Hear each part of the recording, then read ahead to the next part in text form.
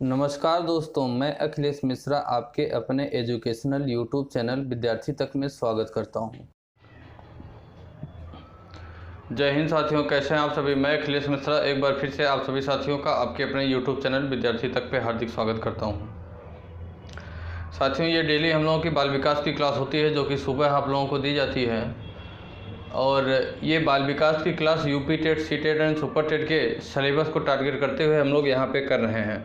और इसी के साथ साथ हमारी और आपकी एक रिस्पॉन्सिबिलिटी और है कि अगर आप लोग अपना साथ इसी तरीके से बनाए रहेंगे तो सी टेट का एग्ज़ाम जो 31 जनवरी 2021 को आयोजित किया जाना है, उससे कम 10 दिन पहले हम लोग अपने सिलेबस को ख़त्म करने का काम करेंगे।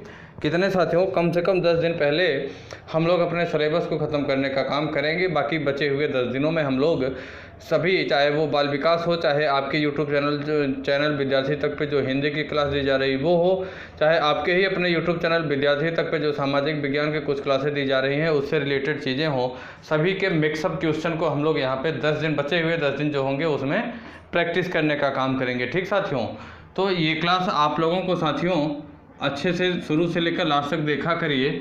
और ये क्लास आपके यूपी टेट, सी टेट या तो सुपर टेट, किसी भी चीज़ का आप लोग एग्ज़ाम अगर दे रहे हैं इन तीनों में से, तो आप लोगों के लिए बहुत ही हेल्पफुल होगी। साथ ही साथ साथियों, आपको मैं बताना चाहूँगा कि आपके ही अपने यूट्यूब चैनल विद्यार्थी तक पे एक क्लास जो कि मॉर्निंग में 10 से 11 बजे के आसपास बाल विकास की दी जाती है, और दूसरी एक क्लास आप लोगों को दोपहर में 2 से 3 बजे के आसपास हिंदी की क्लास दी जाती है। साथ ही साथ रात में 7 से 8 बजे के आसपास आप लोगों को सामाजिक विज्ञान की कुछ क्लासें दी जा रही हैं। ठीक साथियों, बिल्कुल अच्छे से एक्सप्लेन के साथ यहाँ पे हम लोग क्लासों को करने का काम करते हैं। तो साथियों, बाल विकास की क्लास में अगर हम लोग बात करें तो बाल विकास में आज साथियों हम लोगों की 23 नंबर की क्लास है। ये कौन सी 23 नंबर की क्लास है, जिसमें हम लोगों ने 2 चैप्टर को अच्छे से एकदम बेहतरीन तरीके से पढ़ते हुए, हम लोगों ने डीपली पढ़ते हुए हम लोगों ने उसे ख़त्म किया। आज हमारा तीसरा चैप्टर है सामाजिकरण अर्थात सोशलाइजेशन प्रोसेस, सामाजिकरण प्रक्रिया अर्थात सोशलाइजेशन प्रोसेस।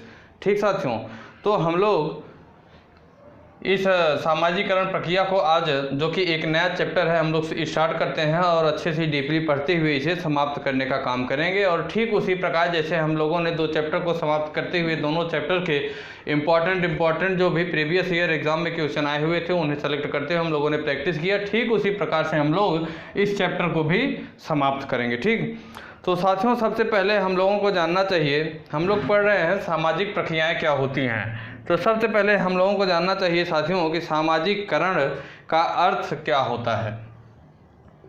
सबसे पहले हमें जानना चाहिए साथियों कि जो सामाजिकरण है, सामाजिकरण का अर्थ क्या होना चाहिए, क्या अर्थ होता है, या तो परिभाषा। ठीक, सामाजिकरण का अर्थ या तो परिभाषा हम कह सकते हैं। ठीक साथियों, आमतौर पे साथियों सामाजिकरण एक जटिल अवधारणा है। सामाजिकरण जो प्रक्रिया है यह एक बहुत ही जटिल प्रक्रिया है साथियों। सभी व्यक्ति सामाजिक व्यक्ति नहीं बन सकते हैं, ये आप भी जानते हैं, मैं भी जानता हूँ। प्रत्येक व्यक्ति की अगर बात करें तो प्रत्येक व्यक्ति सामाजिक व्यक्ति नहीं बन सकता है। साथियों, समाज शास्त्र में सामाजिकरण को एक ऐसी प्रक्रिया माना गया है जिसके द्वारा मानव को सामाजिक सांस्कृतिक संसार से न सिर्फ परिचित कराया जाता है, बल्कि यह एक ऐसी प्रक्रिया है जिसके द्वारा सांस्कृतिक को एक पीढ़ी से दूसरी पीढ़ी तक हस्तांतरित भी किया जाने का काम करता है। अर्थात अगर हम आपको बताएं साथियों, तो समाज शास्त्रियों के अनुसार सामाजिकरण की अवधारणा का प्रयोग दो अर्थों में किया जाता है। एक अर्थ में साथियों कि बच्चों द्वारा की जाने वाली सामाजिक अनुकूलन की प्रक्रिया, तथा दूसरे अगर अर्थ में बात करें साथियों तो सामाजिकरण वह प्रक्रिया है जिसने संस्कृति की सीख को महत्वपूर्ण माना है। जिसने संस्कृति की सीख को महत्वपूर्ण माना है, यह एक दूसरी प्रक्रिया है। और पहली प्रक्रिया यह है साथियों कि बच्चों द्वारा की जाने वाली सामाजिक अनुकूलन की प्रक्रिया को ही सामाजिकरण प्रक्रिया कहा जाता है। ठीक साथियों, और साथियों बात करें अगर बात करें साथियों तो इस संबंध में कुछ मनोवैज्ञानिक हैं जिन्होंने अपना मत दिया। एक मनोवैज्ञानिक हैं रोजेनबर्ग एवं ट्यूनर। इन्होंने क्या बताया, एक वैज्ञानिक हैं रोजेनबर्ग, क्या नाम है इनका,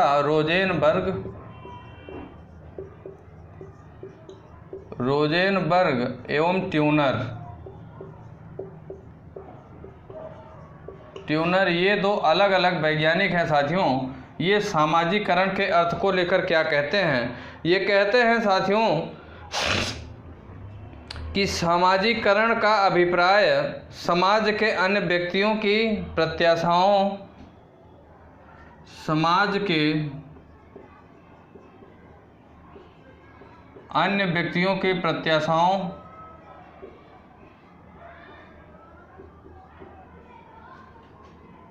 अन्य व्यक्तियों की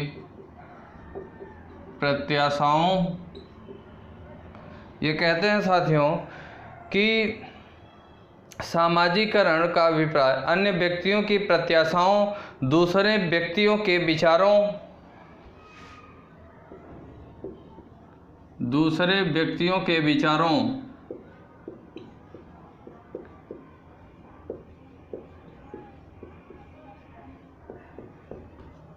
साथ ही साथ साथियों बात करें तो समाज के मूल्यों तथा मानदंडों के प्रति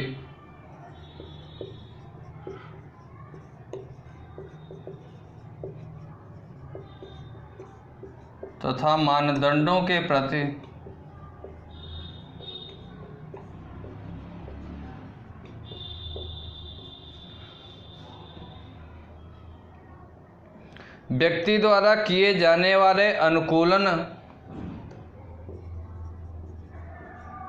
व्यक्ति द्वारा किए जाने वाले अनुकूलन,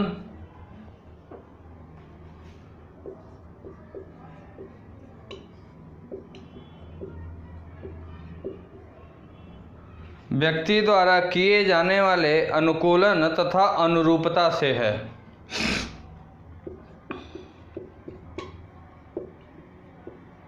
अनुरूपता से है। साथियों सामाजिकरण के बारे में महान दो अलग अलग मनोवैज्ञानिक हैं जिनका नाम है रोजेनबर्ग और दूसरे का नाम है ट्यूनर। ये लोग कहते क्या हैं कि समाज के अन्य व्यक्तियों की प्रत्याशाओं, दूसरे व्यक्तियों के विचारों, समाज के मूल्यों तथा मानदंडों के प्रति व्यक्ति द्वारा किए जाने वाले अनुकूलन तथा अनुरूपता से मतलब है। इसी को साथियों हम लोग क्या कहते हैं? सामाजिकरण कहते हैं। ठीक साथियों, इसी में एक और वैज्ञानिक है जिनका नाम है इनकेल्स। एक और वैज्ञानिक है जिनका नाम है इनकेल्स।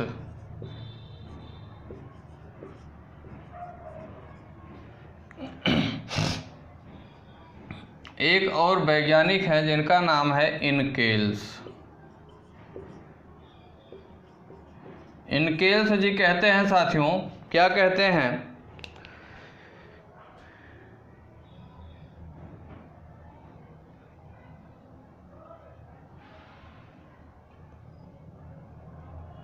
ये कहते हैं साथियों कि सामाजिकरण के अंतर्गत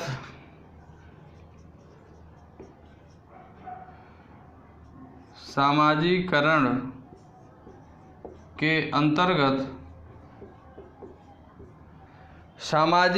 के अंतर्गत व्यक्तित्व के विकास की अपेक्षा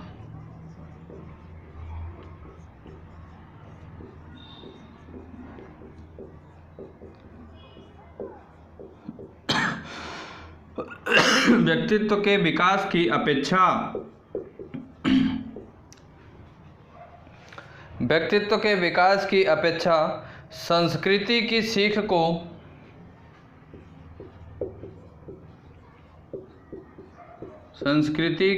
सीख को अधिक महत्वपूर्ण बताया गया है।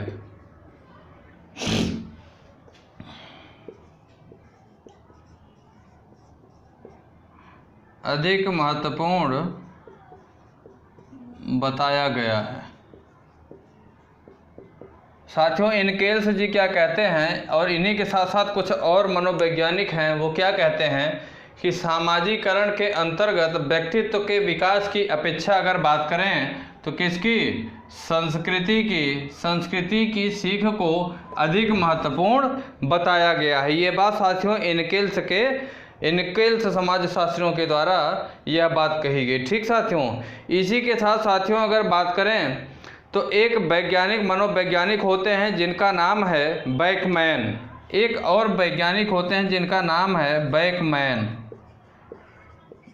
बैकमैन जी क्या कहते हैं साथियों? बैकमैन जी कहते हैं कि अन्य लोगों के साथ की जाने वाली अंतर प्रक्रियाओं अन्य लोगों के साथ की जाने वाली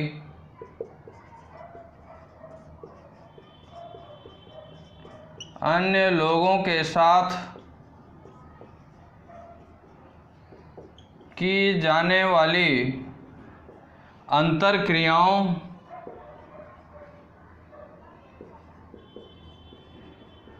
अन्य लोगों के साथ की जाने वाली अंतर क्रियाओं के परिणामस्वरूप व्यक्ति के जीवन में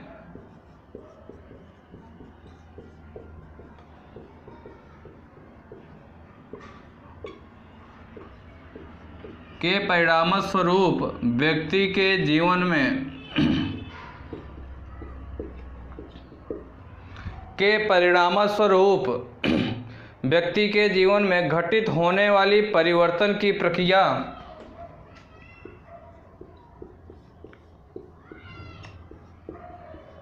घटित होने वाली परिवर्तन की प्रक्रिया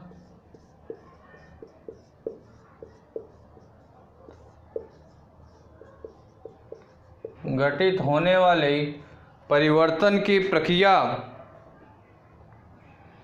को ही सामाजिकरण की प्रक्रिया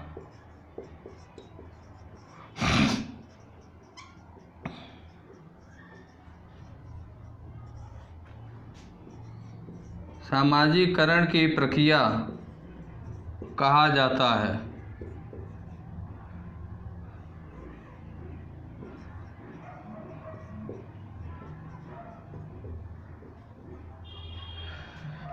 एक और वैज्ञानिक है साथियों, समाजशास्त्री हैं जिनका नाम है बैकमैन। बैकमैन जी क्या कहते हैं कि अन्य लोगों के साथ की जाने वाली अंतर क्रियाओं के परिणामस्वरूप व्यक्ति के जीवन में घटित होने वाली परिवर्तन की प्रक्रिया को ही सामाजिकरण की प्रक्रिया कहा जाता है। ठीक साथियों, इन्हीं के समय भी इस पे और डिस्कस करूँगा। इन्हीं के साथ एक और समाजशास्त्री हैं जिनका नाम है किम्बाल यंग। ये क्या कहते हैं साथियों, ये भी हम लोग जान लेते हैं। एक और समाजशास्त्री हैं जिनका नाम है किम्बाल यंग। किम्बाल यंग जी कहते हैं साथियों कि सामाजिकरण वह प्रक्रिया है जिसके द्वारा व्यक्ति सामाजिक और सांस्कृतिक क्षेत्र में प्रवेश करता है। सामाजिकरण वह प्रक्रिया है जिसके द्वारा व्यक्ति सामाजिक और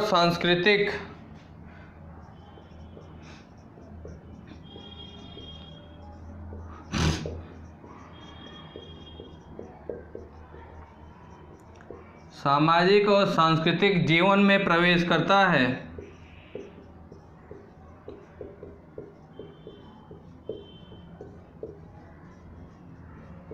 सामाजिक और सांस्कृतिक जीवन में प्रवेश करता है या क्षेत्र में प्रवेश करता है, समाज के विभिन्न समूहों का सदस्य बनता है। समाज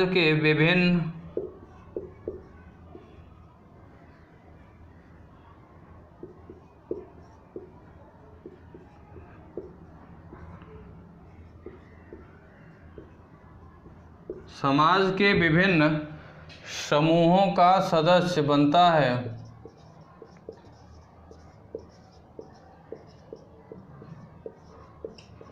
समाज के विभिन्न समूहों का सदस्य बनता है तथा जिसके द्वारा उसे समाज के मूल्यों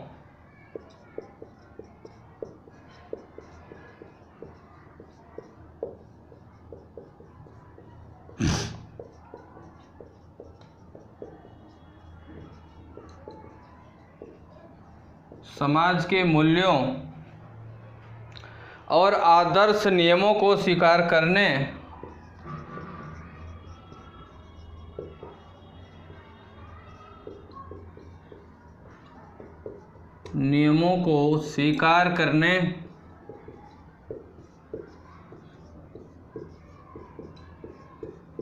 की प्रेरणा मिलती है, स्वीकार करने की प्रेरणा मिलती है। फिर से समझिए साथियों, मैं बताता हूँ।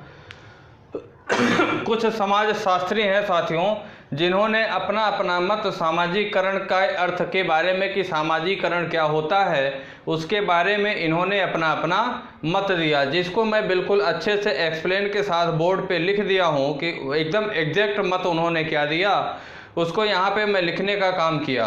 आवश्यकता यह है कि इस सारी बातों को, इन सभी कथनों को आप भी अपने नोटबुक में नोट करिए, क्योंकि एग्जामिनर जस का तस कथन पूछ लेता है कि निम्न कथन किस वैज्ञानिक द्वारा, किस समाजशास्त्री द्वारा कहा गया, किस मनोवैज्ञानिक द्वारा कहा गया, किस वैज्ञानिक द्वारा कहा गया। तो इसलिए ज़रूरत है मेरे लिखने का। सिर्फ मैं चाहता तो ओरली ऐसे बोल भी सकता था, लेकिन बोर्ड पे लिखने का मकसद यह है कि इसे आप भी लिखें, साथ ही साथ बार बार रिवीजन करते हुए इसे पढ़ें, क्योंकि एग्जामिनर अक्सर बार बार यही पूछता है। अगर आपको यकीन नहीं होता है तो जाके आप यूपी टेट, सी टेट या सुपर टेट का कोई भी पेपर उठा के आप लोग देखिएगा। सभी पेपरों में कम से कम लगभग 8 से 10 मनोवैज्ञानिक हों, समाजशास्त्री हों, या तो फिर जो वैज्ञानिक हैं वो उनके कथन के बारे में पूछा गया है। आइए अब टॉपिक पे चलते हैं। सामाजिकरण के बारे में साथियों, सबसे पहले एक और समाजशास्त्री हैं जिनका नाम है रोजेनबर्ग एवं ट्यूनर। इन्होंने कहा साथियों कि समाज के अन्य व्यक्तियों की प्रत्याशाओं, दूसरे व्यक्तियों के विचारों, समाज के मूल्यों तथा मानदंडों के प्रति व्यक्ति द्वारा किए जाने वाले अनुकूलन तथा अनुरूपता से सामाजिकरण की प्रक्रिया का तात्पर्य होता है। ठीक साथियों, इन्हीं के साथ साथ एक और समाजशास्त्री हैं इनकेल्स। इनका क्या नाम है साथियों? इनकेल्स। ये क्या कहते हैं? ये कहते हैं साथियों कि सामाजिकरण के अंतर्गत व्यक्ति के विकास की अपेक्षा, किसके? व्यक्ति के विकास की अपेक्षा संस्कृति की सीख को अधिक महत्वपूर्ण बताया गया है। किसके? सामाजिकरण के अंतर्गत व्यक्तित्व के विकास की अपेक्षा अगर देखा जाए तो संस्कृति की सीख को अधिक महत्वपूर्ण बताया गया है। इन्हीं के साथ साथ साथियों एक और समाजशास्त्री हैं जिनका नाम है बेकमैन। क्या नाम है? बेकमैन। ये भी एक बहुत बड़े समाजशास्त्री हैं।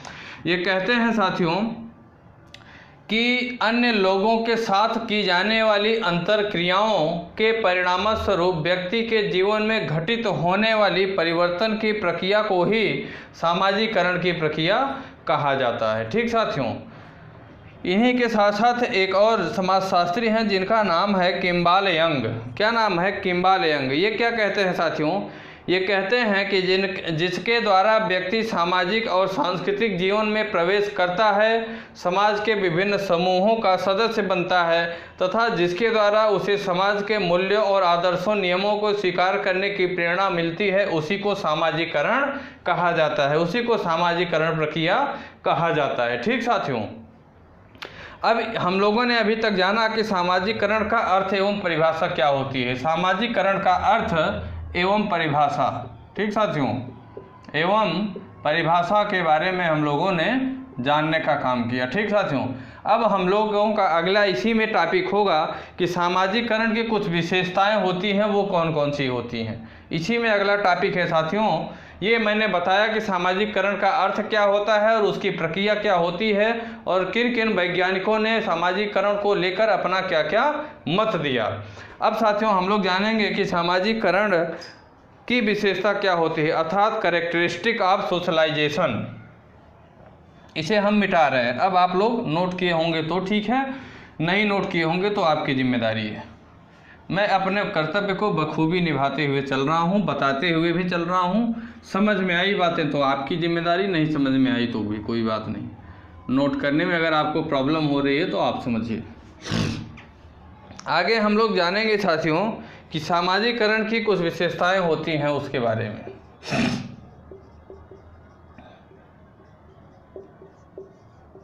सामाजिकरण की विशेषता।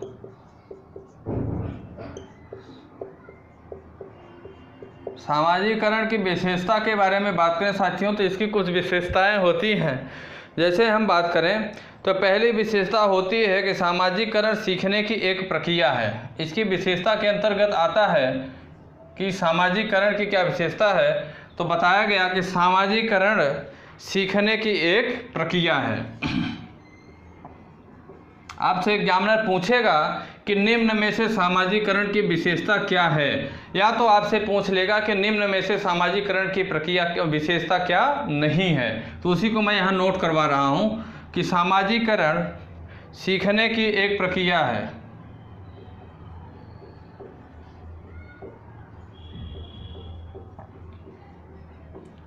सीखने की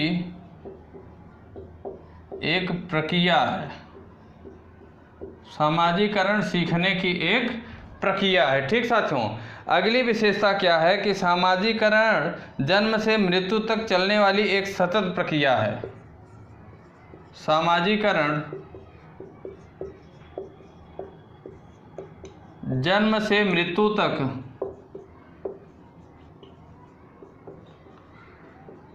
चलने वाली एक सतत प्रक्रिया है।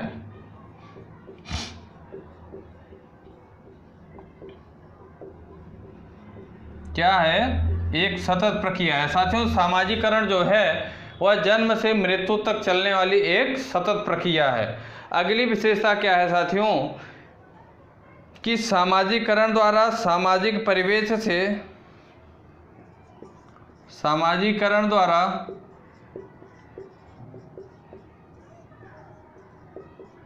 सामाजिक परिवेश से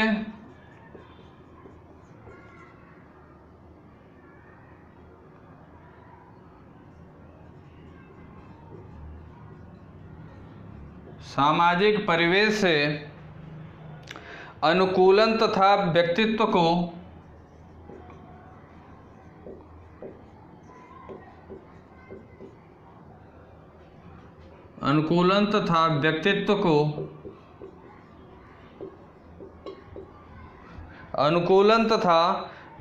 को विकसित करने की क्षमता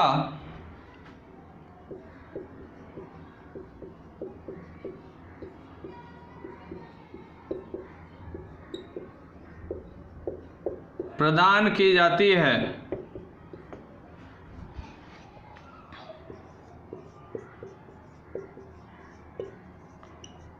सामाजिकरण द्वारा सामाजिक परिवेश से अनुकूलन तथा व्यक्तित्व को विकसित करने की क्षमता प्रदान की जाती है। कहाँ से? सामाजिकरण द्वारा ही यह क्षमता प्रदान की जाती है। ठीक साथियों, आगे अगर हम बात करें, अगली विशेषता है साथियों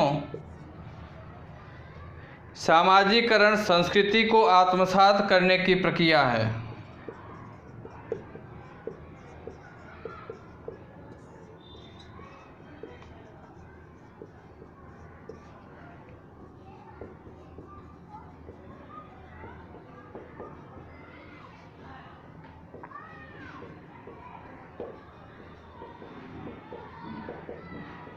सामाजिकरण संस्कृति को आत्मसात अर्थात सीखने की प्रक्रिया है। ठीक साथियों, अगली विशेषता है इसी में कि सामाजिकरण समाज की प्रकार्यात्मक सदस्य बनने की क्षमता है। अगली विशेषता क्या है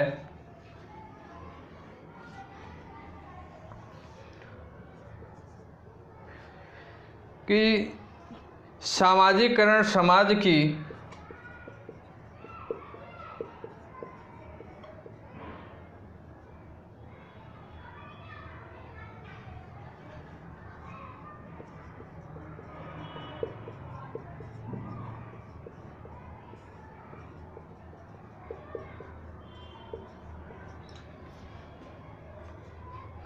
प्रकार्यात्मक सदस्य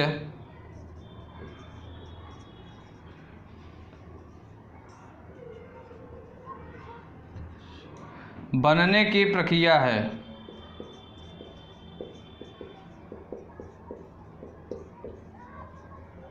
साथियों, हम लोग जान रहे हैं, पढ़ रहे हैं, टॉपिक है कि सामाजिकरण की विशेषता क्या है। क्या पढ़ रहे हैं कि सामाजिकरण की विशेषता क्या है। तो हम लोगों ने जाना साथियों सामाजिकरण की विशेषता के बारे में हम लोगों ने जाना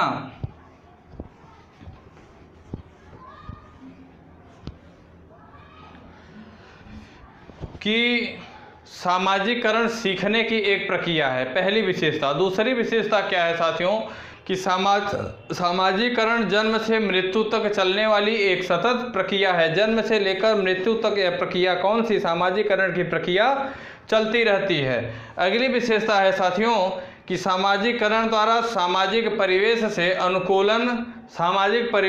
अनुकूलन, साथ ही साथ व्यक्तित्व को विकसित करने की, व्यक्तित्व हमारा क्या है उसे विकसित करने की क्षमता प्रदान की जाती है। अगली बात क्या है साथियों विशेषता कि सामाजिकरण संस्कृति को आत्मसात करने की प्रक्रिया है। अर्थात हमारी क्या संस्कृति है, किसी भी जाति की हो, किसी भी धर्म की हो, किसी भी समुदाय की हो, उस हमारी जो जिस जाति की, जिस धर्म की, जिस समुदाय की या तो और भी जो संस्कृतियां हैं, उस संस्कृतियों को आत्मसात अर्थात सीखने की जो चीज़ें हैं, आत्मसात सीख कर अपने अंदर प्रवेश कराने की हमें जो हमारी जो क्षमता है उसी को आत्मसात करने की प्रक्रिया कहा गया। ठीक साथियों, अगली विशेषता, पांचवी विशेषता बताई गई साथियों कि सामाजिकरण समाज की प्रकार्यात्मक सदस्य बनने की, मतलब समाज किस प्रकार से है, आज का दौर, आज का समाज, आज का परिवेश हमारा किस प्रकार से चल रहा है, उस परिवेश में हमें अपने आप को भी सदस्य बना लेना, उस परिवेश के अनुरूप हमें अपने आप को भी ढाल लेना ही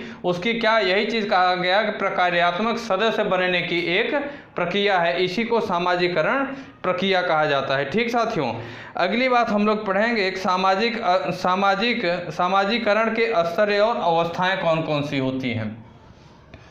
अगली बात पढ़ेंगे हम लोग कि सामाजिकरण के कौन कौन से स्तर होते हैं, साथ ही साथ कौन कौन सी अवस्थाएं होती हैं, स्तर या अवस्थाएं,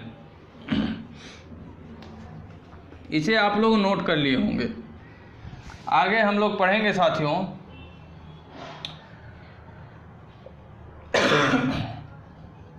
क्या पढ़ेंगे कि सामाजिकरण के स्तर या अवस्थाएं, स्टेजेज ऑफ सोशलाइजेशन।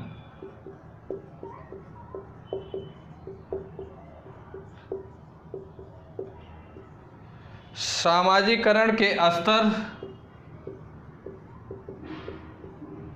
व अवस्थाएं, इसके बारे में बात करें साथियों कि सामाजिकरण के कौन कौन से स्तर होते हैं या तो कौन कौन सी अवस्थाएं होती हैं। तो साथियों सामाजिकरण जीवन पर्यंत चलने वाली एक लंबी प्रक्रिया है। जो सामाजिकरण है अभी हम लोगों ने पढ़ा कि यह जीवन पर्यंत चलने वाली एक कैसी प्रक्रिया है, लंबी प्रक्रिया है। व्यक्ति की उम्र जैसे जैसे बढ़ती जाती है वह अनेक परिस्थितियों से होकर गुजरता है। बढ़ती उम्र के साथ व्यक्ति में न सिर्फ शारीरिक परिपक्वता आती है बल्कि सामाजिकरण की प्रकृति में भी परिवर्तन होता है। मनोवैज्ञानिकों एवं समाजशास्त्रियों का ऐसा मानना है कि सामाजिकरण की प्रक्रिया तो हर उम्र में पाई जाती है, लेकिन जीवन के प्रारंभिक वर्षों में सामाजिकरण के द्वारा व्यक्ति को जो संवेगात्मक विकास होता है वही आगे के सामाजिकरण में उसका आधार बन जाता है। मतलब जो शुरुआत में ही उसका जो नेचर हुआ, शुरुआत में ही जो चीज़ें वो सीख लिया, शुरुआती व्यक्तित्व का निर्माण उसके किस प्रकार से किया गया, वही उसका क्या बन जाता है, बेस बन जाता है, आगे का आधार बन जाता है। ठीक साथियों, इस संदर्भ में कुछ मनोवैज्ञानिकों ने कुछ कहा, सामाजिकरण की प्रक्रिया के साथियों 7 स्तरों पे चर्चा किया। कौन, सामाजिकरण के प्रक्रिया में 7 स्तरों पे चर्चा किया, लेकिन जॉनसन ने इसके 4 स्तर की ही बात किया। साथियों फ्रायड जो हैं, एक सामाजिकरण, क्या नाम है उनका, एक मनोवैज्ञानिक है जिनका नाम है फ्रायड। क्या नाम है, फ्रायड है। इन्होंने साथियों सामाजिकरण के 4 स्तर, सामाजिकरण की प्रक्रिया के 7 स्तरों को बताया। इन्होंने सामाजिकरण के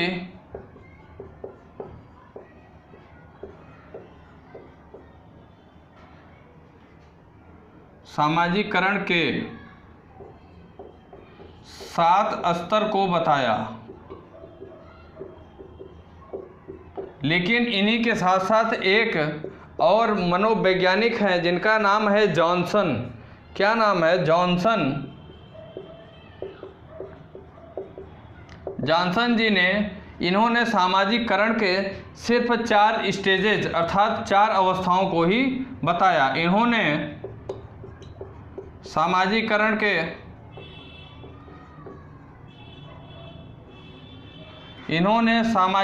के 4 अवस्थाओं को बताया। आप लोग कंफ्यूजन मत होइएगा, स्तर और अवस्थाएं एक ही चीज़ हैं। कितने? 4 स्टेजेस को इन्होंने बताया, 4 अवस्थाओं को बताया। 4 अवस्थाएं कौन कौन सी हैं साथियों? पहली अवस्था बताया इन्होंने मौखिक स्तर। पहली कौन सी? मौखिक स्तर को बताया।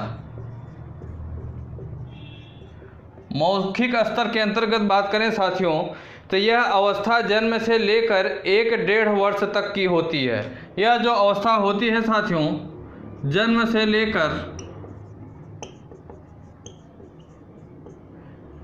1 या 1.5 वर्ष तक होती है। यह जो अवस्था या स्तर होता है साथियों कौन सा? मौखिक स्तर। यह स्तर जन्म से लेकर 1 या 1.5 वर्ष तक होती है। ठीक साथियों, इस अवस्था में बच्चे अपनी संवेदनाओं को, परेशानियों को रोकर, चिल्लाकर, हंसकर, मुस्कुराकर अर्थात मुख के माध्यम से अभिव्यक्त करते हैं, क्योंकि इस अवस्था में भाषा का अभाव पाया जाता है। मौखिक अवस्था में भाषा का अभाव पाए जाने के कारण बालक रोकर, हंसकर, गाकर, चिल्लाकर किसी भी तरीके से अपनी अभिव्यक्ति को प्रदर्शित करने का काम करते हैं। अगली अवस्था होती है साथियों शैशवावस्था। जॉनसन के अनुसार अगली अवस्था होती है शैशवावस्था। शैशवावस्था की बात करें साथियों तो द्वितीय स्तर में बच्चों की उम्र 1 साल से 3 साल तक चलती है। इसमें साथियों 1 साल से, इसमें अगर इस अवस्था को देखा जाए तो यह अवस्था 1 साल से 3 साल तक मानी गई है। यह स्टेज देखा जाए साथियों, यह अवस्था देखा जाए तो 1 साल से 3 साल तक की अवस्था क्या मानी गई है। ठीक साथियों, इस अवस्था में माँ बच्चों को सोच प्रशिक्षण देने का प्रयास करती है। कौन सा? इस अवस्था में माँ बच्चों को सोच प्रशिक्षण देने का प्रयास करती है और इस तरह से उसे आत्मनिर्भर बनाने की कोशिश की जाती है। इस अवस्था में बोलना, चलना, सफाई आदि आदतों की जानकारी दी जाती है। कौन सी? शैशवावस्था में। ठीक साथियों, अगली जो अवस्था होती है मातृरति स्तर। अगली अवस्था को इन्होंने जॉनसन ने बताया कि मातृरति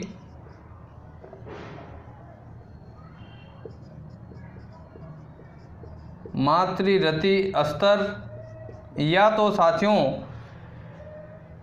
तादात्म्यकरण की अवस्था,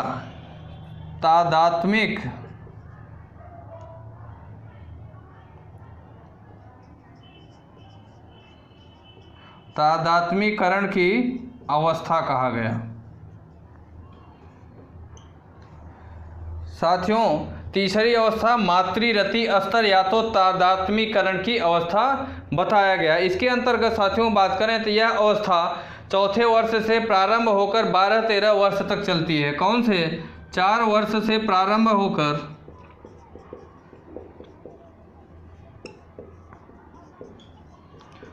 12 या 13 वर्ष तक चलती रहती है। कब तक? 12 या 13 वर्ष तक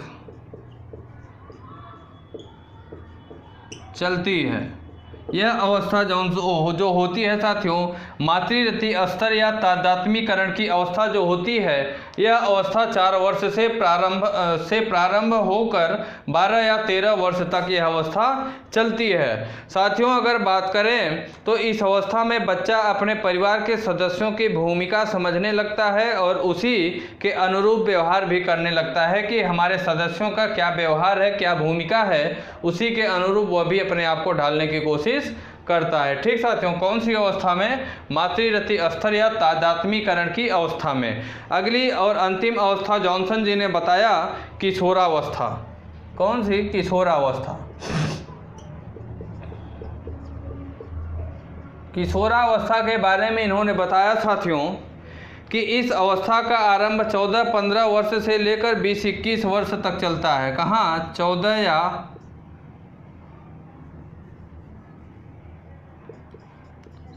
या 15 वर्ष से लेकर 20-21 वर्ष तक। कौन सी? 20-21 वर्ष तक चलता है। 20 या 21 वर्ष की अवस्था तक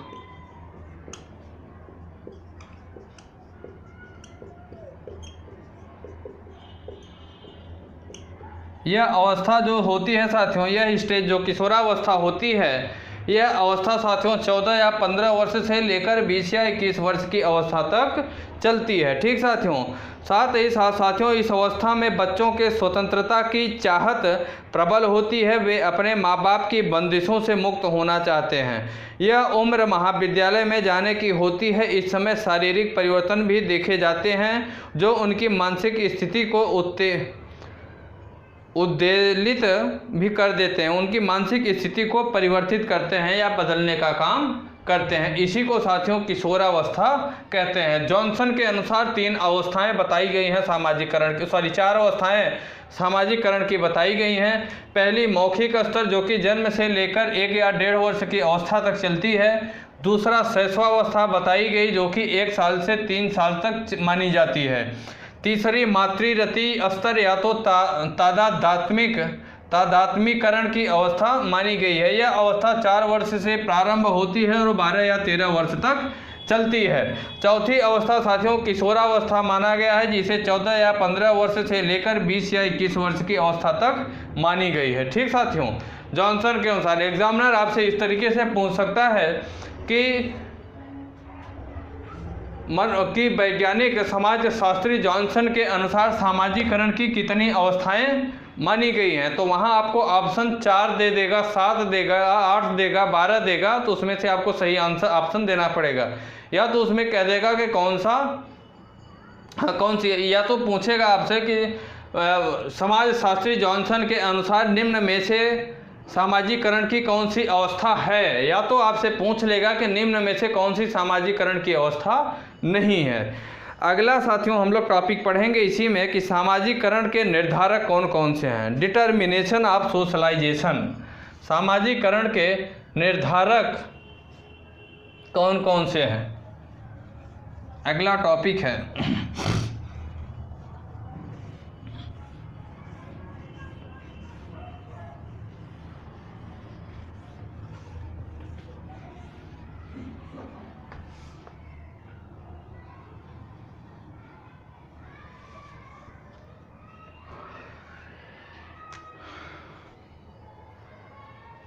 सामाजिकरण के निर्धारक।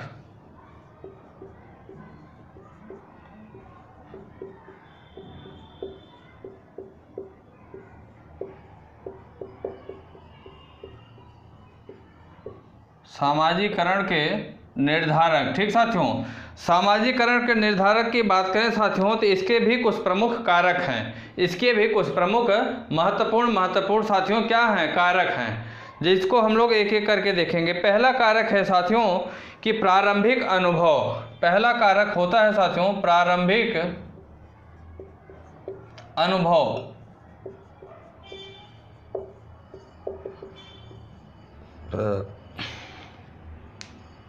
प्रारंभिक अनुभव भी सामाजिकरण को निर्धारित करते हैं। ठीक साथियों, तो इसके अंतर्गत कहा गया साथियों कि बालक के सामाजिकरण पर उनके जीवन के प्रारंभिक वर्षों की अनुभूतियों पर गहरा प्रभाव पड़ता है। जो बालक होता है उसका बालक का जो प्रारंभिक अनुभव होता है, प्रारंभिक जो अनुभूति होती है या अनुभव या एक्सपीरियंस होता है, उसका उसके जीवन पर या उसके सामाजिकरण की जो प्रक्रिया होती है उस पर गहरा प्रभाव पड़ता है। साथियों जो मनोवैज्ञानिक हैं फ्रायड ने प्रारंभिक अनुभवों को व्यक्तित्व की नींव बताया है। फ्रायड ने साथियों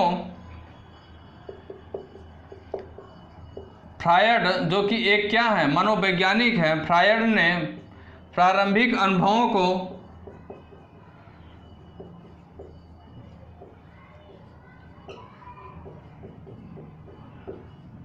व्यक्तित्व की नींव बताया है। व्यक्तित्व की नींव बताया है। फ्रायड ने साथियों जो प्रारंभिक अनुभव होता है उसे क्या बताया? व्यक्तित्व की नींव को बताया है। ठीक साथियों, साथ ही साथ साथियों बचपन की अनुभूतियों, माता पिता तथा उनके प्रति व्यवहार, सीखने के अवसर तथा अनुशासन की विधियां आदि बालक के व्यक्तित्व तथा समायोजन को व्यापक रूप से प्रभावित करने का काम करती हैं। ठीक साथियों, अगला होता है साथियों जो कारक, वो पुरस्कार एवं दंड पर भी सामाजिकरण को निर्धारित करता है। कौन सा? पुरस्कार अर्थात प्रोत्साहन, पुरस्कार एवं दंड जो होता है यह भी सामाजिकरण को निर्धारित करता है।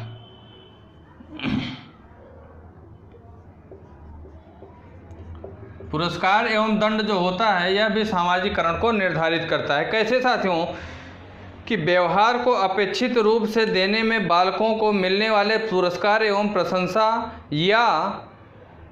प्रशंसा या दंड या निंदा की भी महत्वपूर्ण भूमिका होती है। जिन व्यवहारों के लिए उन्हें पुरस्कृत या प्रशंसित किया जाता है वे उनको ही सीखने का प्रयास करते हैं। जिन व्यवहारों के लिए बालक को पुरस्कृत किया जाता है या प्रशंसित किया जाता है, बालक उन्हीं के लिए और उत्साहित होते हैं और उसी ऊर्जा और एनर्जी के साथ क्या काम करने का प्रयास करते हैं। साथ ही साथ साथियों अनुचित व्यवहार को दंडित या निंदित करने से उसे रोका जा सकता है। वैसे यथासंभव समझा बुझा कर अनुचित व्यवहारों का परित्याग कराना अधिक लाभकारी पाया जाता है। अर्थात कहने का मतलब यह है कि बालक जब अनुचित कार्य करे, कोई अनुचित कार्य करे, दंडनीय योग्य कार्य करे, तो बालक को सामान्यतः डांट कर, समझा कर, बुझा कर, इसी तरीके से ही बालक को क्या उस दिशा से जो अनुचित कार्य कर रहा है वहाँ से वंचित किया जा सकता है। अदरवाइज कहिए कि उसे मारा पीटा जाए इस तरीके से, तो वो बालक और ख़राब होगा। ठीक साथियों, अगली जो निर्धारण करने की प्रक्रिया कारक होता है साथियों वो क्या होता है? सीखने के अवसर। क्या होता है साथियों? सीखने के अवसर। सीखने के जो अवसर होते हैं साथियों ये कैसे? कि बालकों को सामाजिक व्यवहारों को सीखने हेतु पर्याप्त अवसर प्रदान करना चाहिए। बालक को हमेशा कम से कम इतनी छूट जरूर देनी चाहिए कि बालक समाज की क्या प्रकृति है, समाज की क्या रीति है, क्या रिवाज है, कम से कम बालक इन चीज़ों को अच्छे से सोच सके, जान सके, समझ सके। बालक को कम से कम इतनी छूट हमेशा देनी चाहिए। ठीक साथियों, साथ ही साथ अगर बात करें तो ऐसे बालक जिन्हें सामाजिक अधिगम अर्थात सामाजिक सीखना, खेल कूद एवं सामाजिक सहभागिता का उचित अवसर नहीं मिल पाता है, उनमें सामाजिक गुणों का विकास अपेक्षित रूप से नहीं हो पाता है। अतः उन्हें सामाजिक अंतर्क्रिया का बराबर अवसर दिया जाना चाहिए। इनके कहने का मतलब यह है कि समाज के जो बालक होते हैं उन्हें समाज से हमेशा जोड़े रखना चाहिए। समाज से किसी भी प्रकार से वंचित उन्हें नहीं करना चाहिए, नहीं तो उनकी जो क्षमताएं होती हैं वो विकसित नहीं हो पाती हैं। ठीक, अगला कारक होता है साथियों क्या? संस्कृति। अगला कारक होता है संस्कृति। संस्कृति के अंतर्गत साथियों अगर बात करें तो प्रत्येक संस्कृति की अपनी अपनी विशेषताएं होती हैं। प्रत्येक संस्कृति की कुछ न कुछ अपनी मान्यताएं होती हैं, अपनी अपनी विशेषताएं होती हैं। साथ ही साथ साथियों अगर बात करें विभिन्न संस्कृतियों में बच्चों के पालन पोषण की विधियां अलग अलग तरह की होती हैं। इसका सामाजिकरण पर भिन्न भिन्न रूपों में प्रभाव पड़ता है। संस्कृतियों के मान्यताओं, आदर्शों, खान पान एवं रीति रिवाजों में असमानता के कारण लोगों में व्यवहारों में असमानता दिखाई पड़ती है, जबकि संस्कृति विशेष के सदस्यों के व्यवहारों में समानता दिखाई पड़ती है। ठीक साथियों, अर्थात जिस जिस प्रकार से संस्कृति होती है, जिस जिस जाति की, धर्म की रीति रिवाज अपना अपना होता है, उसी प्रकार से उसमें भिन्नता दिखाई देती है। लेकिन अगर सामाजिक रीति रिवाज को देखा जाए तो वह एक समान प्रतीत होता है, एक समान दिखाई देता है। इसी में साथियों एक और चीज़ें होती हैं जो कि शारीरिक संरचना होती है, यह भी सामाजिककरण को निर्धारित करती है। शारीरिक संरचना।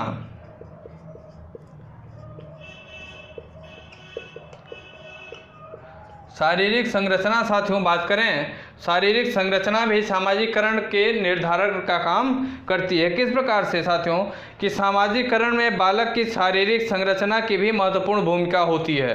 शारीरिक सक्षमता वाले बच्चे विभिन्न प्रकार के व्यवहारों क्या अधिकतम शीघ्रता से सीख कर लेते हैं। उन्हें समायोजन स्थापित करने में कठिनाई का सामना करना पड़ता है।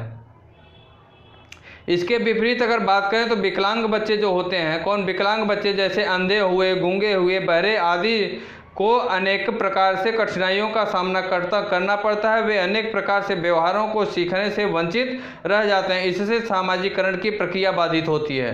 कहने का मतलब जो बालक होता है कि जो शारीरिक रूप से असक्षम होता है, शारीरिक रूप से असक्षम होता है, गूंगा है, बहरा है, लूला है, लंगड़ा है इत्यादि बच्चे जो होते हैं, सामाजिक जो अन्य प्रक्रियाएं होती हैं साथियों, सामाजिक जो अन्य प्रक्रियाएं होती हैं उन्हें सीखने में उन्हें सामान्य तरीके के जो बालक होते हैं उनके हिसाब से थोड़ा सा मुश्किल से सीख पाते हैं, या सीखने में उन्हें क्या कठिनाई प्राप्त होती है। क्या होती है साथियों? सीखने में उन्हें कठिनाई प्राप्त होती है। ठीक साथियों, तो ये 5 ऐसे कारक हैं साथियों जो कि सामाजिकरण के निर्धारण में बहुत महत्वपूर्ण भूमिका निभाते हैं। कौन कौन? एक प्रारंभिक अनुभव जो होता है वह भी सामाजिकरण के निर्धारण में अपनी महत्वपूर्ण भूमिका निभाता है। साथ ही साथ पुरस्कार एवं दंड भी सामाजिकरण के निर्धारण में एक अपनी महत्वपूर्ण भूमिका निभाता है। साथ ही साथ सीखने का जो अवसर होता है यह भी सामाजिकरण के निर्धारण में बहुत महत्वपूर्ण भूमिका निभाता है। कभी भी गार्जियन को बालकों को समाज से कभी भी वंचित नहीं करना चाहिए। हर प्रकार के समाज से थोड़ा बहुत उन्हें ताल्लुकात रखना चाहिए, बस वो गलत रास्ते पे अनुचित कार्य बस न करें। साथ ही साथ हमारी संस्कृति क्या है, हमारी रीति रिवाज क्या है, यह भी सामाजिकरण के निर्धारण में अपनी जगह एक अहम भूमिका निभाते हैं। इसी प्रकार से जो शारीरिक संरचना होती है, शारीरिक संरचना जो होती है यह भी सामाजिक निर्धारण में अपने सामाजिकरण के निर्धारण में अपनी महत्वपूर्ण भूमिका निभाते हैं। जो बालक शारीरिक रूप से असक्षम होते हैं वो सामाजिक प्रक्रियाओं को सीखने में उन्हें कठिनाई प्राप्त होती है। ठीक साथियों, अगले साथियों हम लोगों का अगला टॉपिक होगा कि सामाजिकरण की प्रक्रिया में शिक्षक की क्या भूमिका होती है। सामाजिकरण की प्रक्रिया में शिक्षक की क्या भूमिका होती है, इसे भी हम लोग पढ़ने का काम करेंगे। ठीक साथियों,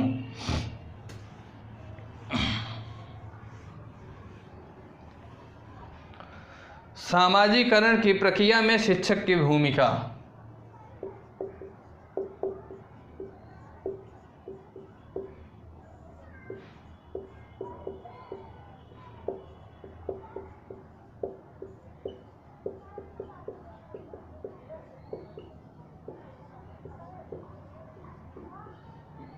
शिक्षक की भूमिका। सामाजिकरण की प्रक्रिया में शिक्षक की क्या भूमिका होती है, इसके बारे में हम चर्चा करेंगे। ठीक साथियों, बालक के सामाजिकरण की प्रक्रिया में परिवार के बाद स्कूल और स्कूल में विशेष रूप से शिक्षक आता है। सामाजिकरण की जो बालक की सामाजिकरण की प्रक्रिया होती है, सबसे पहली स्टेज होती है घर परिवार की, उनके गार्जियन, उसके संरक्षक की। उसके बाद साथियों स्कूल की होती है, जो कि स्कूल के अंदर क्या होता है, शिक्षक होता है। शिक्षक ही बालक को क्या शिक्षित करने का या शिक्षा देने का या सामाजिकरण की प्रक्रिया को समझाने का, सिखाने का, बताने का प्रयास करता है। तो शिक्षक की भी एक अहम भूमिका होती है। साथियों, प्रत्येक समाज में कुछ विश्वास, दृष्टिकोण, मान्यताएं, कुशलताएं तथा परंपराएं होती हैं, जिनको हम संस्कृति के नाम से जानते हैं। प्रत्येक समाज में कुछ क्या होते हैं, विश्वास, दृष्टिकोण, मान्यताएं, कुशलताएं और परंपराएं होती हैं, जिसे हम लोग संस्कृति का नाम देते हैं। साथ ही साथ साथियों यह संस्कृति एक पीढ़ी से दूसरी पीढ़ी को हस्तांतरित की जाती है और समाज के लोगों में आचरण को प्रभावित करती है। शिक्षक का सर्वश्रेष्ठ कार्य यह है कि इस संस्कृति को बालक को प्रदान करना। यदि वह यह कार्य नहीं करता तो बालक का सामाजिकरण नहीं कर सकता है। अगर शिक्षक साथियों बालक के संस्कृति को हस्तांतरित नहीं कर पाता है, उसके पूर्वजों की जो संस्कृति है बालक में हस्तांतरित नहीं कर पाता है, तो साथियों बालक का सामाजिकरण नहीं कर सकता है शिक्षक।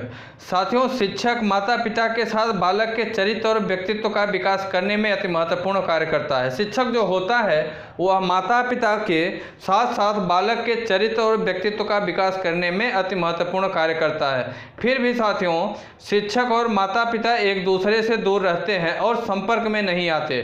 परिणाम यह होता है कि शिक्षक बालक की रुचियों, मनोवृत्तियों आदि को नहीं समझ पाता है। इसलिए साथियों वह बालक का सामाजिकरण उचित दिशा में करने में असफल होता है। इस प्रकार यह अति आवश्यक है कि शिक्षक और माता पिता एक दूसरे के घनिष्ठ संपर्क में रहें। शिक्षक और माता पिता जो हैं वो एक दूसरे के घनिष्ठतम संपर्क में रहें, घनिष्ठतम संपर्क में रहें, जिससे कि जो माता पिता है अपने बच्चे के बारे में वो बच्चे के शिक्षक से वो बातें बता सके, साथ ही साथ जो शिक्षक हैं वो भी अपने बच्चे के जो भी उसका स्टूडेंट है उसके बारे में अपने जो बच्चे का गार्जियन है उससे भी उसके बारे में वार्तालाप कर सकें और चीज़ों को बता सकें। ठीक साथियों, साथ ही साथ साथियों एक ही प्रकार के विश्वासों और दृष्टिकोणों को अपनाकर बालक का उचित दिशा में सामाजिक करें। अर्थात बालक का जिस भी प्रकार में जिस क्षेत्र में रुचि है उसी क्षेत्र को अच्छे से दोनों लोग, अब जैसे मान लीजिए कि शिक्षक समझ रहा है कि बालक की रुचि स्पोर्ट में ज़्यादा है, खेल कूद में ज़्यादा है। अब अगर बच्चे के गार्जियन यह चाह रहे हैं कि नहीं हमें बालक को डॉक्टर ही बनाना है, तो यहाँ पे बहुत ही गलत डायरेक्शन जाएगा। ना ही बालक जो होगा वो स्पोर्ट में सक्सेस होगा, ना ही वह डॉक्टर बनने में सफल होगा। इस वजह से बालक के शिक्षक और बालक के माता पिता दोनों लोगों को आपसी सामंजस्य से, आपसी जो घनिष्ठतम संबंध बनाने के साथ साथ बालक के रुचियों के बारे में हमेशा चर्चाएं करती रहनी चाहिए और दोनों लोगों को उसकी रुचि के हिसाब से ही जिस क्षेत्र में बालक की रुचि है उसे जाने देने का काम किया जाना चाहिए। ठीक साथियों, साथ ही साथ साथियों इसमें हम यह कह सकते हैं कि शिक्षक बालक में सामाजिकरण को प्रभावित करता है। शिक्षक के स्नेह, पक्षपात, बुरे व्यवहार, दंड आदि का सभी बच्चों पर कुछ न कुछ प्रभाव पड़ता है। उनका सामाजिकरण विकास उत्तम या विकृत हो जाता है। इसी विषय में साथियों एक समाज शास्त्री हैं जिनका नाम है हार्ट। क्या नाम है? हार्ट। इनका पूरा नाम है FW हार्ट। समाज शास्त्री हैं FW हार्ट। FW हार्ट नाम है। ये क्या कहते हैं साथियों, ये इस संबंध में कहते हैं, परीक्षण भी ये कहते हैं साथियों कि परीक्षण के यदि शिक्षक मित्रता और सहयोग में विश्वास रखता है तो बच्चों में भी इन गुणों का विकास होता है। यदि शिक्षक मित्रता और सहयोग में विश्वास रखता है तो बच्चे में भी इन गुणों का विकास होता है। यदि शिक्षक तनिक सी बातों पर बच्चों को दंड देता है तो उनके सामाजिकरण में संकीर्णता आ जाती है। अर्थात कभी भी शिक्षक को बात पे अपने विद्यार्थी को दंडित नहीं करना चाहिए।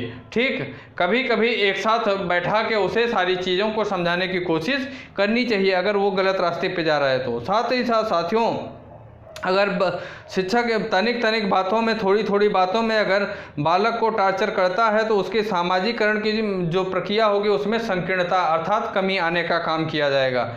साथ ही साथ यदि शिक्षक अपने छात्रों के प्रति सहानुभूति रखता है तो छात्रों का सामाजिकरण सामान्य रूप से होता है।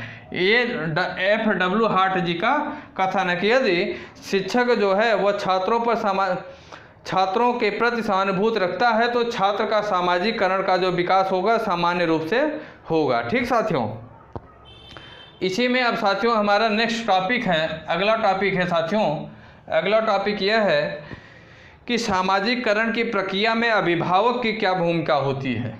अगला टॉपिक है कि सामाजिकरण की प्रक्रिया में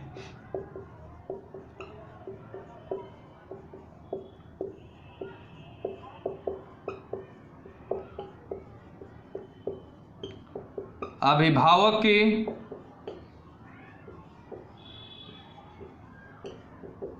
क्या भूमिका है।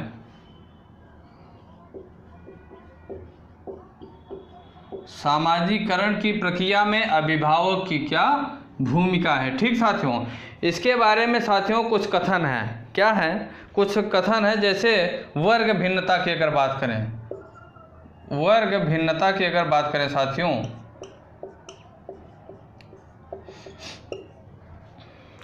वर्ग भिन्नता के अंतर्गत आता है साथियों कि बच्चे के सामाजिककरण पर उसके परिवार की सामाजिक आर्थिक स्थिति पर गहरा प्रभाव पड़ता है।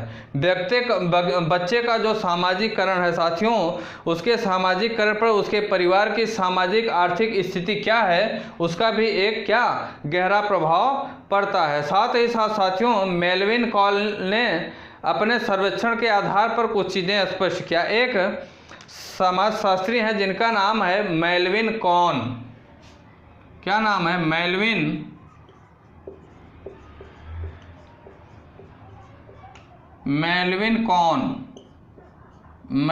कॉन जी क्या कहते हैं साथियों? ये कहते हैं कि निम्न और मध्य दोनों ही प्रकार की आर्थिक स्थिति वाले माता पिता ने अपने बच्चों को ईमानदार, आज्ञाकारी और अविश्वसनीय होना पसंद किया है, परंतु उनमें अंतर यह भी पाया गया कि निम्न वर्ग के माता पिता चाहते हैं कि उनके बच्चे अपनों से बड़ों के प्रति आज्ञाकारी हों, परंतु मध्यम वर्ग के माता पिता चाहते हैं कि उनके बच्चे अपने विवेक और नैतिकता के आधार पर आज्ञाकारी बने। जो निम्न वर्ग का जो साथियों, जो निम्न वर्ग के माता पिता होते हैं वो क्या चाहते हैं? वो यह चाहते हैं कि वह चाहते हैं साथियों कि उनके बच्चे अपने से बड़ों के प्रति आज्ञाकारी हों, लेकिन मध्यम वर्ग के बच्चे होते हैं वो यह चाहते हैं कि उनके बच्चे अपने स्वयं के विवेक तथा नैतिकता के आधार पर आज्ञाकारी बने। निम्न वर्ग की तुलना में मध्यम वर्ग के परिवार अपने बच्चों में आकांक्षा का स्तर ऊंचा बनाने का प्रयास करते हैं। ये बात मेलविन कॉन ने कहा। क्या कहा? फिर से समझिए कि जो निम्न वर्ग के माता पिता होते हैं वो यह चाहते हैं, क्या चाहते हैं साथियों? वो यह चाहते हैं साथियों कि बच्चे अपने से बड़ों के प्रति आज्ञाकारी हों। जो निम्न वर्ग के माता पिता होते हैं वो चाहते हैं कि बच्चे अपनों से बड़े के प्रति क्या हों? आज्ञाकारी हों। लेकिन जो मध्यम वर्ग के माता पिता होते हैं वो चाहते हैं कि बच्चा जो हो वो अपने विवेक से, किससे? अपने स्वयं के विवेक से नैतिकता के आधार पर आज्ञाकारी बने। विवेक और नैतिकता के आधार पर आज्ञाकारी बने। ठीक साथियों, अगली बात आती है इसे में पारिवारिक अंतरक्रिया। प्रक्रिया में अभिभावक की भूमिका के अंतर्गत आता है कि परिवार की जो है पारिवारिक अभिक्रिया क्या है। बच्चे का पारिवारिक अभिक्रिया क्या है?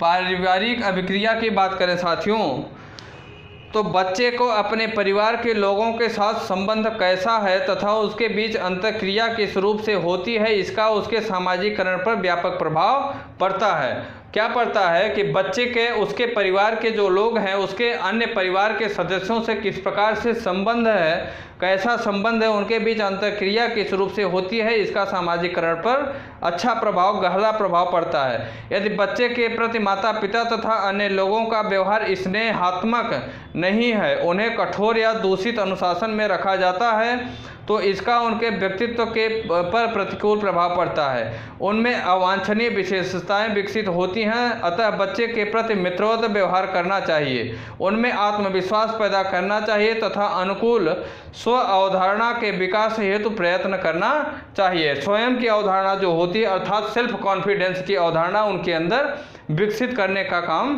किया जाना चाहिए। ठीक साथियों, अगली बात होती है कि पारिवारिक संरचना। जो बच्चे का अभिभावक है उस अभिभावक की पारिवारिक संरचना क्या है? पारिवारिक संरचना क्या है? पारिवारिक संरचना की बात करें साथियों तो बालक के सामाजिककरण पर उसकी पारिवारिक संरचना का भी व्यापक प्रभाव पड़ता है। ऐसा निष्कर्ष है कि छोटे परिवारों के बच्चों में सामाजिककरण परिपक्वता शीघ्र और बड़े परिवार के बच्चों में सामाजिककरण परिपक्वता विलंब से प्रदर्शित होती है। क्या कहा गया साथियों कि छोटे परिवार के बच्चों में सामाजिककरण परिपक्वता शीघ्र विकसित होती है और जो बड़े परिवार के बच्चे होते हैं उनके अंदर जो सामाजिककरण की प्रक्रिया होती है वह क्या, उनके अगर तुलना में छोटे परिवारों के बच्चों के तुलना में बात करें तो विलंब से प्रदर्शित होती है। छोटे परिवारों के बच्चे अपने समूह में लोकप्रियता शीघ्रता से प्राप्त कर लेते हैं। यदि परिवार विघटित है तो वह बच्चों में अवांछनीय गुणों का जन्म देती है। ऐसा भी निष्कर्ष निकलता है साथियों कि छोटे परिवार के बच्चों में बड़े परिवार के बच्चों की तुलना में संज्ञानात्मक विकास तथा उपलब्धि अभिप्रेरणा अधिक पाई जाती है। इसका कारण क्या है? इसका कारण यह है कि छोटे परिवार के बच्चों को अपने माता पिता तथा अन्य वरिष्ठ सदस्यों के साथ अंतरक्रिया तथा प्रशिक्षण का अवसर अधिक मिलता है। जो छोटे परिवार के बच्चे होते हैं उन्हें अंतरक्रिया तथा प्रशिक्षण के अवसर अधिक उपलब्ध होते हैं। ठीक साथियों, अगला जो रीजन होता है वो होता है जन्मक्रम। अभिभावक के जन्मक्रम, बालक के जन्मक्रम का भी अभिभावक पर बहुत प्रभाव पड़ता है। कौन सा? जन्मक्रम। जन्मक्रम का मतलब यह है साथियों कि परिवार में किसी बच्चे का जन्म क्रम भी सामाजिकरण से संबंधित पाया जाता है। इस संबंध में साथियों हरलाक जी क्या कहते हैं? साइकोलॉजिस्ट हैं जिनका नाम है हरलाक। हरलाक जी क्या कहे? इन्होंने एक एक्सपेरिमेंट किया 1984 में। इन्होंने निष्कर्ष दिया 1984 में। निष्कर्ष क्या दिया साथियों कि पहले संतानों में मानसिक विकास शीघ्र परंतु शारीरिक तथा अन्य विकास अपेक्षाकृत विलंब से प्रदर्शित होता है। जो माता पिता की पहली संतान होती है, कौन सी? माता पिता की जो पहली संतान होती है उसमें मानसिक विकास शीघ्रता से विकसित होता है, लेकिन शारीरिक तथा अन्य विकास जो होते हैं वो अपेक्षाकृत विलंब से प्रदर्शित होते हैं। इसका कारण है कि बाद में जन्मे बच्चों को अनुकरण का अवसर अधिक मिलता है। जो बाद में बच्चा पैदा होता है उसे अनुकरण करने की क्षमता अधिक मिलती है। ठीक है साथियों, तो ये सारे प्रभाव पड़ते हैं सामाजिकरण की प्रक्रिया में। अभिभावक की जो भूमिका होती है यही सारी भूमिका होती है। कौन कौन सी? वर्ग भिन्नता की भूमिका, पारिवारिक अभिक्रिया की भूमिका, पारिवारिक संरचना की भूमिका, जन्मक्रम की भी भूमिका होती है। ठीक साथियों, अगला और अंतिम टॉपिक है इसी में साथियों कि सामाजिकरण की प्रक्रिया में साथी या मित्र की क्या भूमिका होती है। अगला जो टॉपिक है साथियों क्या है? अगला टॉपिक है कि सामाजिकरण की प्रक्रिया में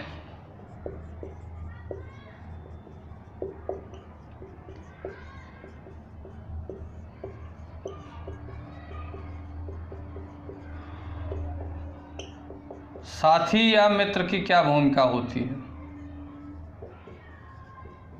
जो आपके फ्रेंड सर्किल है,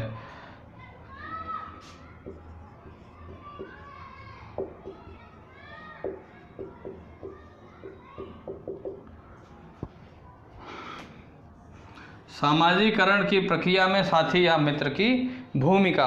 साथियों, बालक के सामाजिकरण में उनके समकक्ष मित्रों की भी महत्वपूर्ण योगदान होता है। बालक का जो भी समकक्ष मित्र होता है उनका भी महत्वपूर्ण योगदान होता है कि मित्र किस प्रकार से चरित्रवान है, चरित्रहीन है, उसकी संगत क्या है, उसकी क्रियाकलाप क्या है, कार्यशैली क्या है, पढ़ाई लिखाई या अन्य चीज़ों के बारे में। साथ ही साथ बच्चे आपसी संपर्क द्वारा विभिन्न प्रकार के व्यवहार सीखते हैं। जब एक बच्चे दूसरे बच्चे के संपर्क में आते हैं तो आपसी संपर्क के माध्यम से अनेकों व्यवहार को विकसित करते हैं और सीखते हैं।